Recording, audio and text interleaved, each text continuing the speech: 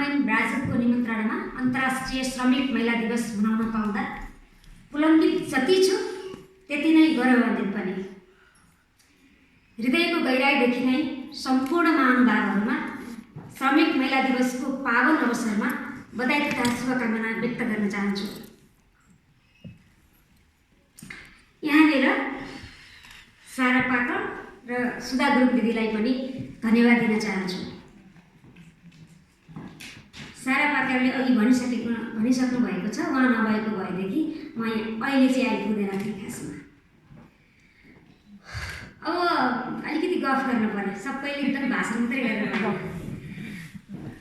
म चाहिँ करिब 1.5 वर्ष अगाडि जुम्लाको शनि गाउँ भन्ने ठाउँमा, जहाँ चाहिँ हाम्रो नर्सिङ यहाँ युकेमा बस्ने नर्सिङ एसोसिएसनको साथीहरू र एनआरएनयुकेको च्याप्टरबाट सहयोग गरेर एउटा मिटेरी बर्डिङ सेन्टर भनेर खोलेका थियौँ। त्यसको चाहिँ हस्तान्तरण गर्न जाने क्रममा घोडाबाट लड्दाखेरि मैले 5वटा हड्डी भाँचेँ। एउटा हड्डी यो भाँचेँ, बोल्नै भएन, यो पछाडिको बुट्टाको हड्डी भाँचेँ, अनि त्यसपछि यो हात भाँचेँ, यहाँ भाँचेँ, र यो चाहिँ गोलीगाँठा भाँचेँ। 4 महिना दिदी जस्तै गरेर ओछ्यान परेको मान्छे, तैपनि दिदीले जस्तै गरेर इच्छा शक्ति चाहिँ मरेको छैन। अहिले मैले त्यहाँ हिँड्दै गर्दाखेरि एउटा कलेजी रङको पोको बोक्दै हिँड्छु नि, त्यो बस्नुलाई बोकेको पोको। जबसम्म इच्छा शक्ति मर्दैन, जबसम्म दिमाग चाहिँ रहिरहन्छ, अरू चिजहरू भनेको सङ्घर्ष गर्न सामना गर्न सकिन्छ जस्तो लाग्छ मलाई। मैले ओछ्यानमा सुत्दै गर्दाखेरि एउटा किताब निकालेँ, एउटा हातले मात्रै टाइप गरेर, मर्यादित जिम्मेवारी सबैको जिम्मेवारी। तर यस्तो बेलामा हामीलाई साथीभाइको परिवारको एकदम सहयोग र सद्भाव चाहिन्छ। अहिले शान्ता दिदीले अघि कुरा गर्नुभयो, उहाँको श्रीमान साँच्चीकै पुरुष, हामीले अङ्ग्रेजीमा भन्दाखेरि रियल म्यान भन्छौँ नि, उहाँ जस्तो पुरुष हो। उहाँलाई चाहिँ सलोट गर्न चाहन्छु। मलाई विश्वास छ दिदी चाँडै नै सन्चो हुनुहुन्छ।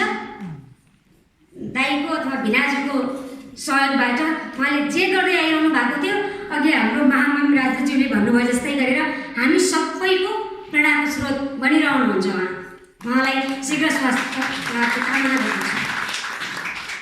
मलाई यहाँ यस्तो कुरा गर्न आउँदैन कि खासमा हाम्रो महामहिम राजदूतज्यूले भाषण गर्दै गर्दाखेरि कविता भने जस्तो थर थर थर हुने कस्तो मजा। कता जानुभयो अहिले? उहाँलाई म चाहिँ अगाडि आउन हार्दिक अनुरोध गर्छु। उहाँलाई यो किताब नयाँ मेरो 4वटा किताब मध्ये यो किताब चाहिँ उहाँलाई पढ्न मनपर्छ होला, उहाँलाई यो किताब उपहार दिन चाहन्छु। उहाँ चाहिँ आज राजदूत मात्रै होइन कि मेरो दाइ पनि हो, साहित्यकार पनि हो। त्यसैले मैले आज चाहिँ सबैका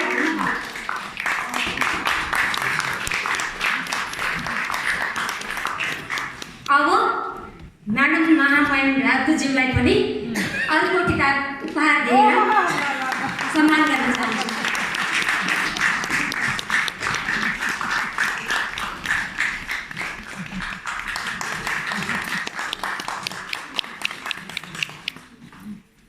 सबैलाई भोक लागिसकेको छ, धेरै गफ गर्दिनँ, कुरा गर्छु।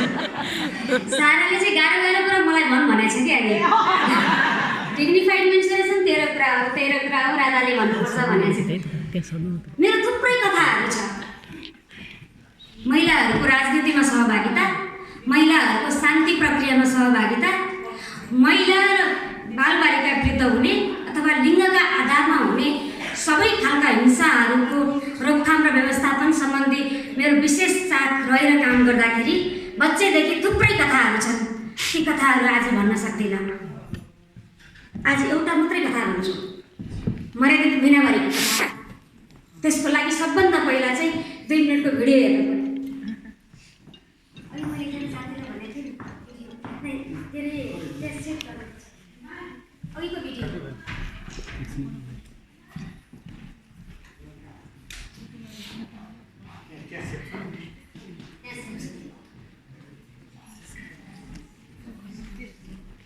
भिडियो देखाइदिनु न प्लिज। 2 मिनट मात्रै छ, धेरै छैन।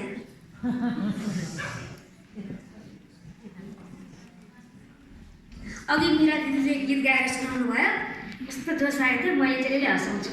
आज हामी हाँस्न आएको, नाच्न आएको, गाउन आएको, हाम्रो सफलताहरूलाई चाहिँ मनाउन आएको हो नि त। त्यही भएर गम्भीर हुनुपर्छ जस्तो लाग्दैन मलाई आज।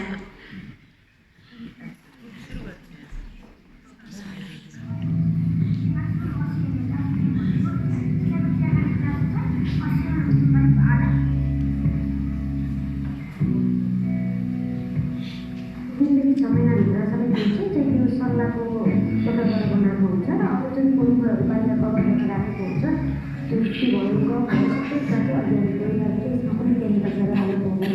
त्यो मात्रै ट्रेनिङमा राख्दाखेरि डर भयो। तर यसरी लगेर राख्दाखेरि चाहिँ अब यो मात्रै चेन्ज गऱ्यो भयो कि यसको नारा बिना यो मात्रै चेन्ज गऱ्यो भयो त्यो पेन्टिङै भइरहन्छ होइन। अनि यो चाहिँ एक्स्ट्रा लिएर गयो भयो बिन्छ भने धुनी सुकाउने नभए पोको बनाएर ल्याउने भनेर डाइरेक्ट धुनी गर्नु पऱ्यो।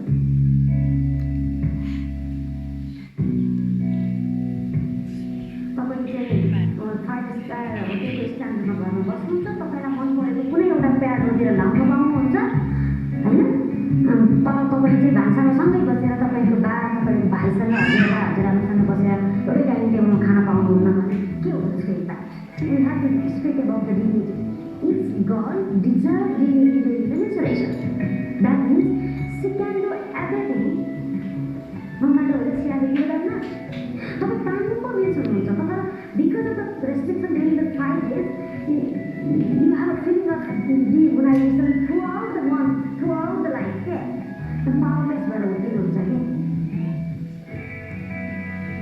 एकदम होलिस्टिक एप्रोचमा एड्रेस गर्नुपर्छ होइन। प्याड मात्रै बाँडेर अथवा इम्पोज गरेर जबरजस्ती दोकान भट्काएर अब गाडी गरेर पत्रिकामा निकालेर मात्रै हुँदैन कि। महिनावारी चाहिँ भनेको अष्टरगति खोलिरहेको भन्ने जुन भ्रम छ त्यो भ्रम नै निकाल्नुपर्छ।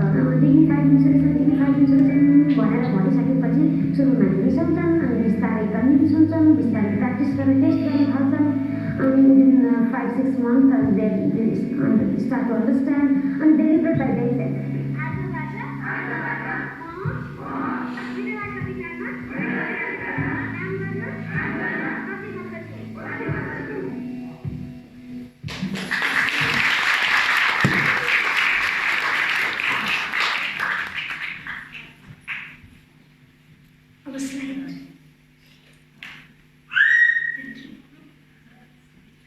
आज मैले पाएको जिम्मेवारी मरेको महिनावारीका बारेमा छलफल कुराकानी गर्ने। म चाहिँ खासमा झुक्किएर जन्मेको मान्छे। 14 छोरी काइली छोरी आजसम्म डेट अफ बर्थ नै छैन। छोरा पाउँछ कि भनेर बसेर छोरी पाएको छोडिदिनु भएछ कि बाबाले। तर पनि फेरि पटक पटक मर्दै गर्दाखेरि बाँच्ने पनि अवसर पाउने, फेरि यहाँ जस्तो व्यक्तित्वहरूलाई भेट्न पनि पाउने अर्कै खालको भाग्यवानी जस्तो लाग्छ कि। यदि यहाँले खलङ्गामा हमला पर्नु भएको छ भनेदेखि म त फेरि जन्मेको मान्छे त बोनस लाइफ मेरो। I am so blessed and honoured. 7 वर्षको उमेर थियो मेरो। मैले आमाको दुवैतिरबाट रगत बगेको देखेँ। म एकदम आत्तिएँ। आमालाई सोधेँ आमा के भयो? तर आमा पटक्कै आत्तिनु भएन। कुनै पनि खालको पीडाबोध थिएन उहाँमा। उहाँले के भनिदिनु भयो भने यो छोरी मान्छे सबैलाई हुन्छ, भगवान्को पापले गर्दा हुन्छ, तँलाई पनि त्यस्तै हुन्छ। मलाई कस्तो डर लाग्यो। आफूलाई अलिकति काट्दाखेरि दुख्ने, आत्तिने, त्यत्रो विधि रगत आउँदाखेरि पनि आमामा त्यो इमोसन्स छैन। म एकदम नर्भस भएँ, सक भएँ खासमा। अर्को वर्ष चितवनमा मेरो दिदीहरू महिनावारी हुँदाखेरि गोठमा लगेर राख्यो धनसारमा गाई भैँसीसँगै। मैले उहाँहरूलाई खाना खुवाउन खानेकुराहरू बोकेर जाँदाखेरि उहाँहरूको आफूले भोगेको विभेद, हिंसा, अपमान, छिमेकीबाट भोगेको चाहिँ विभेद र घर परिवार समाज साथीभाइले गरेको विभेद प्रत्यक्ष रूपमा देखेँ। मलाई झन् आफू छोरी भएर जन्मेकोमा पीडाबोध भयो। त्यसै गरी मैले ऋषि पञ्चमीको पूजा हेर्ने मौका पाएँ। त्यतिखेर कथा सबै थाहा पाएँ। कथामा भनिएको रहेछ यो चाहिँ अशुद्ध हो, इम्प्योर ब्लड हो भन्ने कुरा लेखिएको रहेछ। सानोमा सबैले हेप्छ नि नेपालमा होइन, बच्चा बच्चीलाई के वास्ता भनेर। म सानो बच्चाबाट त्यो कुराहरू चाहिँ एकदमै एब्जर्भेसन अब्जर्भेसन दुईटै कुरा गरेँ मैले। त्यसपछि I was so deeply traumatise. मलाई जतिखेर पनि मर्न पाए हुन्थ्यो भनेर सम्झिने, जतै त्यो ढुङ्गा यसो राखेको, अबिर लगाएको, ध्वजा बाले राखेको ठाउँ देखेपछि कसैले मलाई पुरो घेरेर हात जोडेर भाकल गरिहाले म मर्न पाऊँ। मलाई छोरा भएर जन्मिन मन छ, मलाई महिनावारी हुन मन छैन, मलाई पापी हुन मन छैन। त्यस्तो खालको अनुभव आयो। 9 वर्षमा मैले घर छोडेर हिँडेँ, मर्न भनेर हिँडेको जङ्गलले। त्यतिखेर जङ्गल स्कुल बाहेक केही पनि थाहा थिएन, तर आधी बाटोबाट फर्केर आएँ। र यसरी चाहिँ म 14 वर्षमा जतिखेर पनि एउटा मनले के गर्थ्यो भने, दुईवटा मन हुनेमा हाम्रो दुईवटा मन हुन्छ भन्छौँ नि हामी, दुईवटा मनले चाहिँ, एउटा मनले चाहिँ मर्न पाए हुन्थ्यो, कसरी मर्न सकिन्छ होला, कसरी छोरा भएर जन्मिन पाइन्छ होला भन्ने खालको अनुभूति भइरहन्थ्यो। 14 वर्षको उमेरमा महिनावारी भयो। मलाई दिदीहरूले जस्तै गरेर गोठमा गएर गाईसँगै सुत्न थिएन, आमाले जस्तै गरेर बार्न थिएन, तर कसरी मलाई थाहा थिएन। मैले घर छोडेर फेरि भागेँ। भागेर म 5 दिनसम्म दिदीको घरमा बसेँ। त्यसपछि 5औं दिनमा आएँ। तैपनि मलाई मर्ने रहर चाहिँ मेरो मेटिएको थिएन। 15 वर्षमा म नर्स पढ्न गएँ। 15.5 वर्ष जस्तोमा मैले महिनावारी भनेको के हो भनेर थाहा पाएँ। त्यसपछि मलाई एकदमै गौरव लाग्यो, एकदमै खुसी लाग्यो। मैले 9 वर्ष जति चाहिँ मर्न जान्छु भनेर सोचिरहेको प्रति आफूलाई अलिकति रिग्रेट फिल भयो। बाआमासँग एकदम रिस उठ्यो पहिला, पछि फेरि सम्झेँ बाआमाको के दोष। बाआमा स्कुल जानु भएको थिएन, पढ्नु भएको थिएन, गरिब हुनुहुन्थ्यो, गाउँमा हुनुहुन्थ्यो, उहाँले के देख्नु भएको छैन। मैले त पढेँ नि त। अब मेरो काम भनेको चाहिँ बाआमालाई पढाउने। अनि मैले घर फर्केर बाआमालाई पढाउन थालेँ र मेरो अभियान, मेरो एक्टिभिजम त्यहाँबाट सुरु भयो। आज म महिनावारीको बारेमा कुरा गर्दा 4वटा कुराहरू गर्छु। त्यसमा सबभन्दा पहिला कुरा भनेको चाहिँ रगत, महिनावारीको रगत। महिनावारी भएकी केटी अथवा महिला, उसले लगाउने लुगा, ऊ बस्ने ठाउँ, उसले खानेकुराहरू सबै अशुद्ध हुन्छ भनेर भन्ने जनविश्वास छ हामीमा। त्यो सबै कुरा, त्यो इम्प्योर, ब्याड लक, सबै चिज चाहिँ हाम्रा केही धार्मिक दर्शनशास्त्र र किताबहरूमा लेखिएको पाइन्छ। महिनावारी भएका बेलामा यहाँहरू धेरैलाई थाहा छ होला, अनुभव गर्नु भएको छ होला। म 2015 सालमा लन्डन आउँदाखेरि पनि मैले यसका बारेमा केही कुरा गरेको थिएँ। सायद शान्ता दिदीलाई याद छ कि छैन। आदिवासी जनजाति महासङ्घको कार्यक्रममा, एनआरएनको कार्यक्रममा मैले 6वटा कार्यक्रमहरूमा कुरा गर्दाखेरि यो कुरा पनि सँगसँगै उठाएको छु जस्तो लाग्छ मलाई। महिनावारी भएका बेला हाम्रा छोरीहरूले घर परिवारको कुनै पनि पुरुष सदस्य अथवा सिनियर व्यक्तिहरू, धामी झाँक्री अथवा पण्डित छुन पाइँदैन, सँगै बसेको ठाउँमा सुत्न पाइँदैन, कुनै पनि सभा समारोहमा अथवा आमा समूहको बैठकमा पनि जान पाइँदैन। किनभने त्यहाँ अरू मान्छेहरूलाई सुक्दैन, उनीहरू काम छन्, अथवा त्यहाँ ल्याप्चे हान्न पाइँदैन। ल्याप्चे गर्ने जुन रजिस्टर हुन्छ त्यो पनि धार्मिक चिज हो, त्यसलाई छुन हुँदैन भन्ने जनविश्वास छ।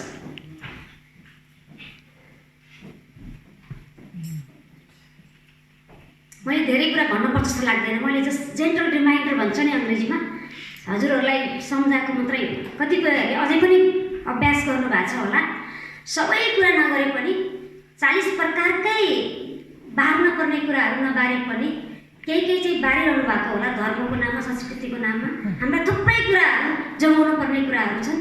थुप्रै कुराहरू हामीले विश्वसम्म लैजानुपर्ने कुराहरू छन्। जस्तै उदाहरणको लागि मित लगाउने जुन चाहिँ युनिभर्सिटिजहरूमा शान्ति, विशेष गरिकन पिस एन्ड कन्फ्लिक्ट म्यानेजमेन्ट युनिभर्सिटिजहरूमा चाहिँ कनेक्टर र डिभाइडर भनेर कुरा हुन्छ। मेरो एउटा साथी एरिका भन्ने हुनुहुन्छ यहाँ, उहाँले चाहिँ पिस म्यानेजमेन्टमा मास्टर गर्नुभएको। तर हामीसँग मित लगाउने चाहिँ यस्तो अर्ग्यानिक, एकदम इन्डिजिनियस जुन हाम्रो कृष्ण र सुदामाको कथा छ नि, त्यस्तो खालको चाहिँ कल्चर छ, तर हामी बिर्सिसक्यौँ। सुधा दिदीले मलाई मितिनी बहिनी भन्नुहुन्छ। हाम्रो बायोलोजिकली केही पनि नाता पर्दैन, तर मलाई एउटै आमाले पाएको जस्तो छौँ।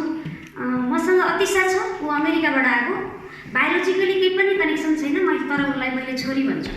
भनेपछि हामीसँग थुप्रै जोगाउनु पर्ने कुराहरू छन्, तिनीहरू बिर्सिराखेका छौँ। जुन चाहिँ हामीले साँच्ची नै त्यसलाई युनिभर्सिटीमा अघि सारा प्रकारले भने जस्तै गरेर ठुलो अनुसन्धानहरू गर्न सकिन्छ, डकुमेन्टेसन गर्न पर्ने कुरा छ, त्यो कुराहरू चाहिँ मिस भइराखेको छ।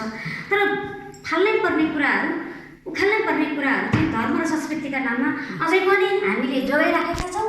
परिणामस्वरूप हाम्रा छोरीहरू, हाम्रा आमाहरू गुमाइराखेका छौँ र हाम्रो साँच्चीकै सगरमाथाको देश, गौतम बुद्धको देश जुन चाहिँ स्वाभिमानका साथ हामी हिँड्न पाउनु पर्ने हो, अथवा हाम्रो स्वाभिमान जुन खालको छ त्यो चाहिँ हाम्रा छोरीहरू गोठमा मरे भन्ने चाहिँ समाचारले झुकेको छ जस्तो लाग्छ मलाई।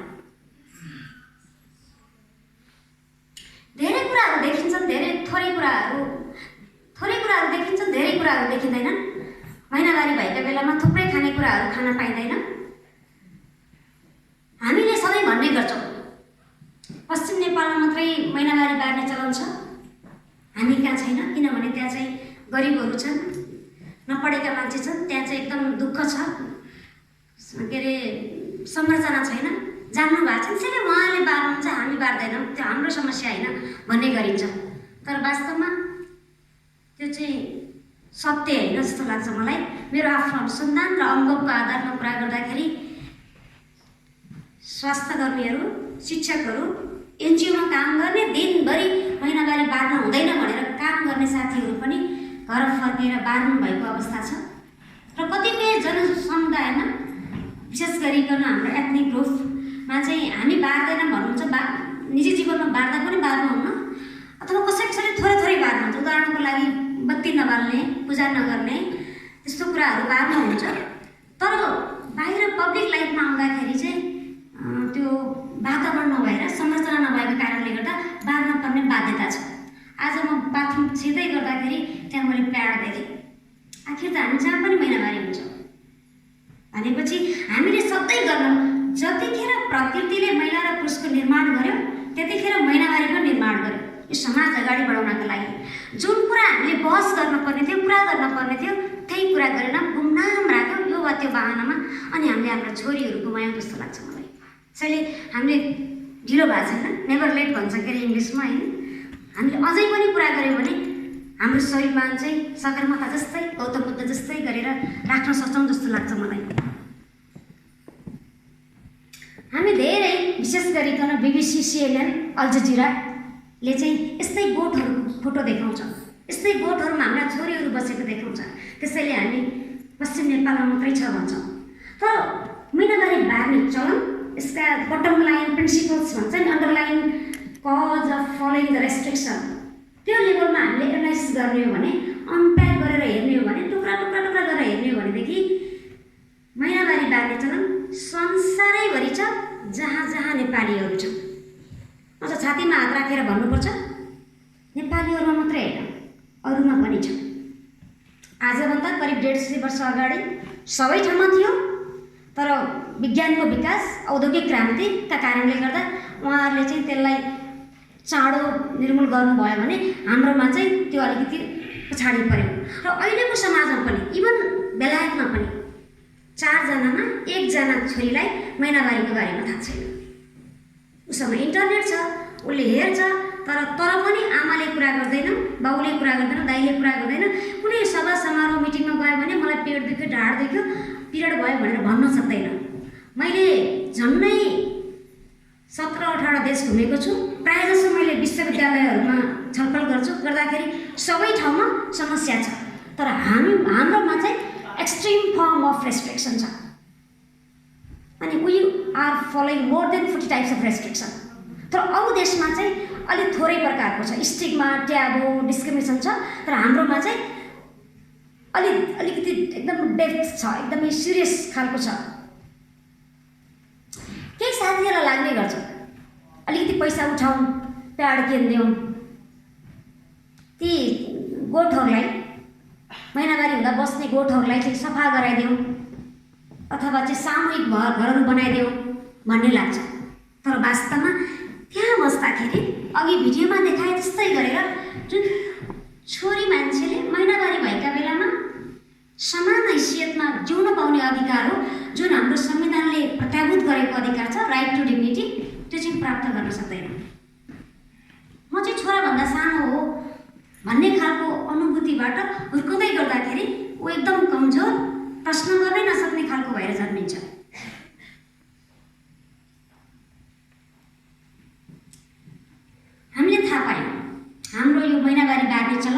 एकदमै कम्प्लेक्स छ, यसलाई पनि एकदम कम्प्लेक्स छ।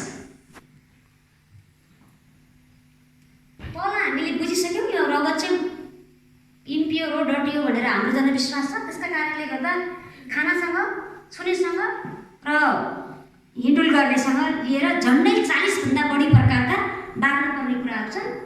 ती बार्न पर्ने कुराका कारणले गर्दा इमिडिएट र लङ टर्म रूपमा के अरे स्वास्थ्य सम्बन्धी, विशेष गरिकन प्रजनन स्वास्थ्य सम्बन्धी, यो पिसाब सम्बन्धी र मानसिक सम्बन्धित रोगहरू लाग्छन् भने त्यो चाहिँ एकदमै डिपर र एकदमै ठुलो हुँदै गर्दाखेरि नदेखिने रूपमा इनभिजिबल फर्ममा त्यो जुन कन्सिक्वेन्सहरू छ, रिजल्टहरू छ, त्यो चाहिँ ठुलो हुँदै जाँदा, फैलिँदै जाँदा भित्रभित्र छिर्दाखेरि चाहिँ हामीले कहिले मिडियामा देख्ने गरेको बलात्कारका घटनाहरू, निसासिएर मर्ने, सर्पले टोकेर मर्ने कुरामा देख्छौँ। हेर्नुहोस् त, हामीले यी कुराहरूको बारेमा मात्रै चिन्ता गर्छौँ। हामीले बर्बादै भयो, आजसम्म बसिरहेछन्, विजेत भयो भन्छौँ हामीले। तर we have to think about these issues.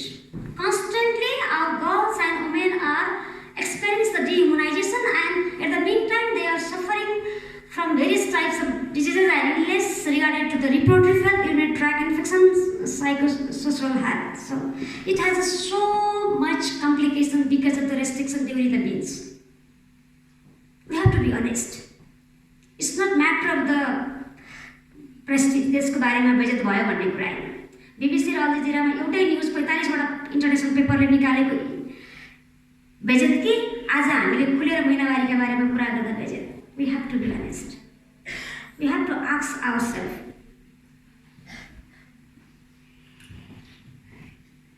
यसरी हेर्दाखेरि यो महिलाले हाम्रो संविधानमा लेखेको 33% पोलिटिकल पार्टिसिपेसन अथवा हाम्रो नेपालले पक्ष राष्ट्र भएर हस्ताक्षर गरेको झन्डै 20वटा भन्दा बढी इन्टरनेसनल ह्युमन राइट कोभेनेन्टहरू हामीले प्राप्त गर्न सक्दैनौँ। हाम्रो नेपालको परिचय परिवर्तन गर्न सक्दैनौँ। हामी साँच्चै नै सस्टेनेबल डेभलपमेन्ट चाहन्छौँ भने, हामी साँच्चै नै पिस चाहन्छौँ, साँच्चै नै ह्युमन राइट रिस्टोर गर्न चाहन्छौँ, हाम्रो छोरीहरूलाई इम्पावर गर्न चाहन्छौँ भनेदेखि हामीले एउटा मात्रै इस्युमा प्याड मात्रै बाँडेर, स्कुलमा टोयलेट मात्रै बनाएर अथवा चाहिँ क्लास मात्रै लिएर हुँदैन। We have to work holistically because the issue is complex. We need a comprehensive approach to address this issue.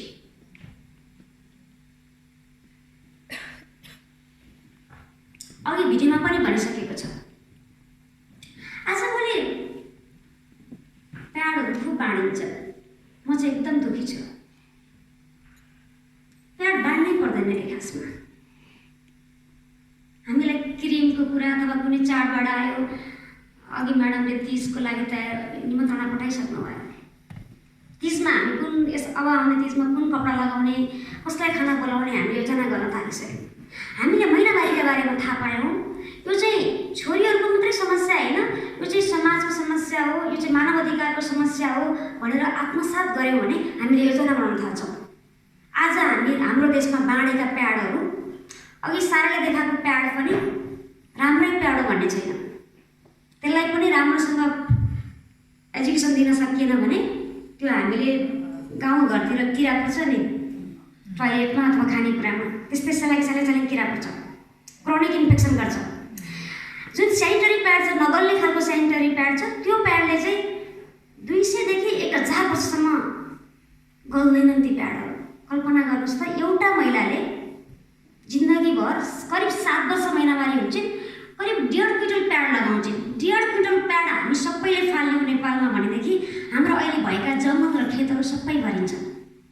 हामीले हाम्रा छोरीहरूको बारेमा सोच्नु पर्दैन, नातिनीहरूको बारेमा सोच्नु पर्दैन, उनीहरूको लागि केही राख्दिन पर्दैन। हामीले यदि साँच्चै नै हामीले सस्टेनेबल डेभलपमेन्टको कुरा गर्ने हो भने हामीले चाहिँ बायोडिग्रेडेबल अथवा इन्भाइरोमेन्टल फ्रेन्डली पनि कुरा गर्नुपर्छ। स्वास्थ्य, शिक्षा, मानव अधिकार, शान्ति कुरा गर्दाखेरि चाहिँ हामीले वातावरणलाई पनि कसरी संरक्षण गर्ने, हाम्रो छोरा नातिहरूलाई कसरी, नातिनीहरूलाई कसरी जोगाइदिने भन्ने बारेमा पनि सोच्नुपर्छ भन्ने चाहिँ मेरो अनुरोध हो। मेरो चाहिँ यहाँ फेरि पनि के हाइलाइट गर्न चाहन्छु भने we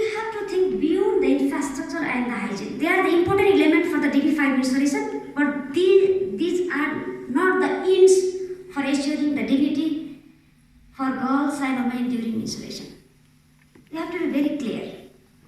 Even today, if we are not honest and clear, whom we deserve to blame? आजभन्दा अगाडि त हामीलाई थाहा थिएन, देखेको थिएन, कसैले भनिदिएको थिएन, टेक्नोलोजी थिएन, हामी पछाडि पऱ्यौँ। तर अहिले त सक्दैनौँ नि त हामी। हजुरहरू सबै बिहान सबै आफ्नो फ्यामिलीसँग कुरा गरेर आउनु भएको छ। नेपालमा मात्रै होइन, संसारैभरि, कोही अस्ट्रेलिया हुनुहुन्छ, कोही अमेरिका हुनुहुन्छ, सबैजनासँग कुरा गरेर आउनु भएको छ। We have to appreciate and celebrate the technology and science. मैले आज एउटा भिडियो देखाइनँ, 9 मिनटको भिडियो थियो, समय पुग्दैन एउटा देखाएको।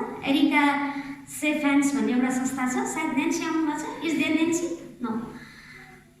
त्यो भिडियोमा मैले भनेको छु र अहिले यहाँहरूसँग कुरा गर्दा पनि म एकदमै खुसी छु, एकदम अप्टिमिस्टिक छु। I am not pessimistic. किनभने ग्लोबल्ली महिनावारी इज गेटिङ एटेन्सन। हजुरहरूले सम्झना गरौँ, प्रिन्सेस मेगनले पहिलोपटक इन्डियामा काम गर्ने महिलाहरूलाई सपोर्ट गरेर she started to put a flag on menstruation. त्यसपछि प्याडम्यान सिनेमा बने बलिउडले। रिसेन्टली मेन्सुरेसनले अस्कार पुरस्कार पायो। तर पनि डिग्निफाइड मेन्सुरेसनको पर्सपेक्टिभबाट it's not clear and it doesn't reflect the holistic approach, even though there is the discussion is started, the dialogue is started in terms of the menstruation. It's good. Just 3 दिन अगाडि UN first time in a year of 60 years history of the human right development, UN just announced that we need to have a holistic approach to address the menstruation, the issue related with the menstruation. First time इभनले छौपडी भनेन। It's really great step. So globally we are getting so much attention on menstruation. Nationally our constitution speaks very clearly. The first time, it is the first time in South Asia, in the preamble of our constitution it says the equality under the fundamental rights. The article 16 clearly speaks right to dignity. And there are so many articles says right to education, right to housing, right to mobility, right to women's right. We have everything in constitution, but we are not ready to see and act. It's time of really.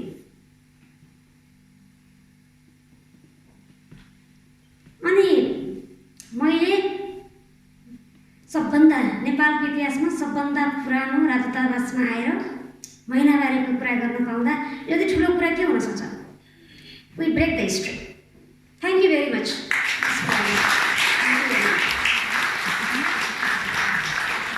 मैले यहाँलाई त म 3टा कुरा अनुभव गर्न चाहन्छु। आजबाट let's start to initiate the dialogue at home. आफ्नो श्रीमान, छोराछोरी, आफ्नो पार्टनर सबैसित महिनावारीका बारेमा खुलेर कुरा गरौँ। अर्को चाहिँ जति पनि faith healer, teachers, politicians, journalist सबैजनासँग मिलेर महिनावारी सम्बन्धी भएका र्युमर्स, मिथ, मिसकन्सेप्सन, माल प्र्याक्टिसेसहरूलाई डिकन्स्ट्रक्ट गरौँ, उनीहरूलाई भत्काउँ, त्यसलाई ऱ्यासनलाइजेसन गरौँ। र अर्को कुरा चाहिँ हामी सबै महिलाहरूलाई डिग्निटी सहित बाँच्ने मौका दिनुहोस्। We deserve dignity during menstruation because we are human being. The menstruation is not only my issue, it is the issue of the master, it is the issue of the politician, issue of the journalist, it is issue of every one because it is a human right issue. Thank you very much.